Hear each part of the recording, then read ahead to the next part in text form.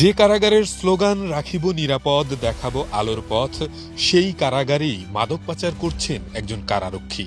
Kashimpur high security কারাগারের নিরাপত্তার দায়িত্বে থাকা এক কারারক্ষীর বিরুদ্ধে কারাভ্যন্তরে মাদক বিক্রি ও সরবরাহের অভিযোগ উঠেছে। অভিযুক্ত কারারক্ষীর নাম মোহাম্মদ মশিউর। তিনি কাশিমপুর হাই সিকিউরিটি কেন্দ্রীয় কারাগারের একজন কারারক্ষী। কারাগার ও স্থানীয় সূত্রের দাবি, কারাগারের বাইরে মাদকসেবী ও মাদক ব্যবসায়ীর সঙ্গে তার ঘনিষ্ঠ যোগাযোগ রয়েছে। সেই সূত্র ধরেই বন্দীদের কাছে বিভিন্ন কৌশলে মাদক পৌঁছে দেন মশিউর। এছাড়াও নিজেই কারাভ্যন্তরে বন্দীদের কাছে চড়া মূল্যে মাদক বিক্রি করেন এমনও অভিযোগ। সম্প্রতি গোপন ক্যামেরায় ধরা পড়েছে মশিউরের মাদক সেবনের দৃশ্য। সবচেয়ে আলোচিত বিষয় হলো, এই কারারক্ষীর বিরুদ্ধে ইতোমধ্যে 9টি বিভাগীয় মামলা হয়েছে। প্রশাসনিক ব্যবস্থার আওতায় একাধিকবার শাস্তিও হয়েছে বলে জানা গেছে। বর্তমানে তার বিরুদ্ধে আরও একটি বিভাগীয় মামলা চলমান রয়েছে। মশিউর নামে আমাদের একজন স্টাফ আছে এবং সে মাদকের সাথে জড়িত এরকম অভিযোগ আমাদের কাছে আমরা পেয়েছি, বাট আমরা আসলে আমাদের কাছে হাতে নাতে আমরা তাকে ধরতে পারি নাই।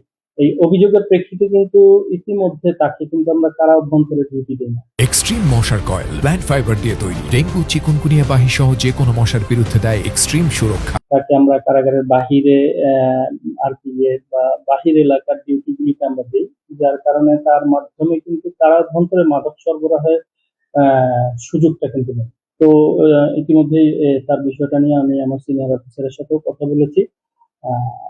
দ্রুতই আমরা তার বিরুদ্ধে একটা প্রশাসনিক ব্যবস্থা গ্রহণ করবো ইনশাআল্লাহ। তার বিরুদ্ধে ইতিমধ্যে একটা বিভাগীয় মামলা চলমান এবং ইতিপূর্বেও তার বিরুদ্ধে অনেক প্রশাসনিক ব্যবস্থা নেওয়া হয়েছে।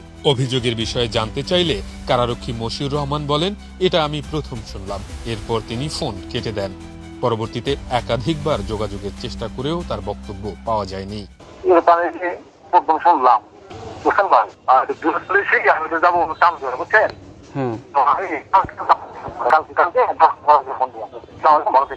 যে কারাগারে বন্দীদের সংশোধনের কথা, সেখানেই যদি নিরাপত্তার দায়িত্বে থাকা ব্যক্তির বিরুদ্ধেই ওঠে মাদক সংশ্লিষ্টতার অভিযোগ, তাহলে প্রশ্ন উঠতেই পারে, কে দেখাবে আলোর পথ।